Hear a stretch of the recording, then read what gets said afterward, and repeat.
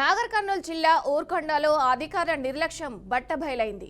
రాచాలపల్లి గ్రామంలో ఇందిరమ్మ ఇళ్లు మంజూరు ఒకరికి, బిల్లు మరొకరి ఖాతాలో పడింది. గ్రామానికి చెందిన మాడుగుల అంచమ్మ భర్త లక్ష్మయ్య పేరిట మొదటి దశలో ఇందిరమ్మ ఇళ్లు మంజూరు చేస్తూ, అయితే గ్రామంలో మాత్రం మాడుగుల అంచమ్మ భర్త కృష్ణయ్య పేరుతో మరొకరి ఇంటి నిర్మాణం చేపట్టారు. ఇక్కడ మహిళ పేర్లు, ఇంటి పేరు ఒకటే అవ్వడంతో అసలైన లబ్ధిదారులు కాకుండా మాడుగుల అంచమ్మ భర్త అయిన కృష్ణయ్య ఇంటి నిర్మాణం చేపట్టారు. అసలైన లబ్ధిదారుల ఫోనుకు ఇందిరమ్మ ఇంటి మొదటి బిల్లు ఖాతాలో జమ చేసినట్లు సందేశం వచ్చింది. దీంతో కంగుతిన్న భార్యాభర్తలు బ్యాంకు వద్దకు వెళ్లి విచారించగా అసలు విషయం బయటపడింది. ఆధార్ కార్డు, రేషన్ కార్డు, ఇంటి నిర్మాణ అనుమతులు తమకే ఉన్నాయని, బ్యాంకు ఖాతా నంబర్ మాత్రం వేరేది ఉందని, తమకు వచ్చిన ఇందిరమ్మ ఇళ్లను మరొకరు నిర్మించడంలో స్థానిక అధికారుల పాత్ర ఉందని లబ్ధిదారులు ఆరోపిస్తున్నారు. ఇక తమకు అన్యాయం జరిగిందని బాధిత దంపతులు అధికారుల తీరును విమర్శిస్తున్నారు. ఇక ఇదే అంశానికి సంబంధించి మరింత సమాచారం మా ప్రతినిధి బాసిత్ అందిస్తారు. బాసిత్, చెప్పండి, అసలు ఏం జరిగింది, డీటెయిల్స్ ఏంటి? విజయ, ఇందిరమ్మ ఇండ్ల ఎవరైతే కేటాయించారో వాళ్ళ డబ్బులు ఇచ్చి దాంట్లో అధికారుల నిర్లక్ష్యం బట్టబయలైంది. అదేవిధంగా ఈ రోజు నాగర్ కర్నూలు జిల్లా ఊర్కొండలో అధికారుల నిర్లక్ష్యం కూడా బట్టబయలైంది.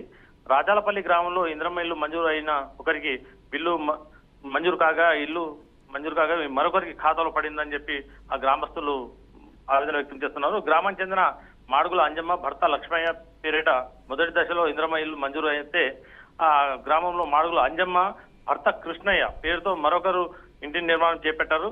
ఇక్కడ మహిళ పేర్లు ఒకటి ఉండగా భర్త పేర్లే మార్పు ఉంది. ఇంటి పేర్లు ఒకటే అవ్వడంతో అసలైన లబ్ధిదారులు కాకుండా మాడుగుల అంజమ్మ భర్త కృష్ణ ఇంటి నిర్మాణం చేపట్టడంతో అతనికి అసలైన లబ్ధిదారులకు ఫోన్ కు ఇందిరమ్మ ఇంటి మెసేజ్ డబ్బులు వచ్చాయని చెప్పి మొదటి బిల్లు ఖాతాలో జమ చేసినట్లు సందేశం రావడంతో దీంతో కంగుతిన్న కృష్ణయ్య ఖాతాలో జమ చేయకపోవడంతో ఈ కంగుతిన్న భార్య భర్తలు కూడా బ్యాంకు వద్దకు వెళ్లి విచారించగా అసలు విషయం బట్టబడింది.